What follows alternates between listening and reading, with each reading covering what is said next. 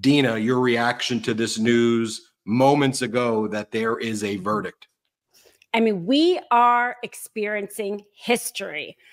You and I, Ben, and reporting it, the MeidasTouch community, and watching us now and hearing this verdict. These 12 jurors are going to be walking into the courtroom, and we are going to hear from the first foreperson who has ever deliberated for a former president's criminal trial.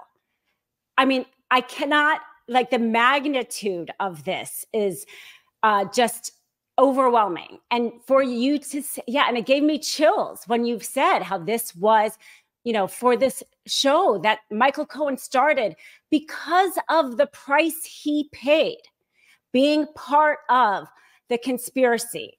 And for anybody who doubts the importance of this case, the reason why it may not sound as bad as the January 6th case or the document classified case is because candidate Trump didn't have as much power to abuse as President Trump had the power.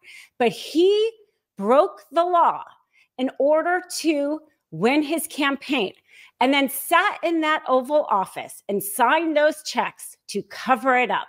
And no matter the verdict, he sat and heard weeks of testimony from really honest, credible witnesses who are brave enough to come forward and tell the truth. And history will have those transcripts. We all know that what he was willing to do to harm our democracy. So this is history. I am proud that we have been able to analyze this in a way that I think was fair, was thoughtful, was informative for other fellow Americans to be able to have followed it along, to have come to their own decision about what they think about his guilt or innocence, to be able to articulate why they think this is so important, why they think the verdict should be.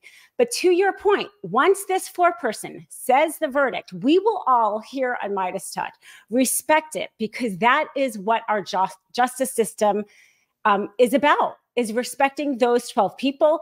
Do they see it differently than you and I did? Possibly. And you know what? Donald Trump had his day in court, and whatever that juror says, the juror said. But I cannot overstate how happy I am that Alvin Bragg brought this case, and we all got to hear how much Donald Trump abused his power. And today we are going to see what this historic jury is going to decide.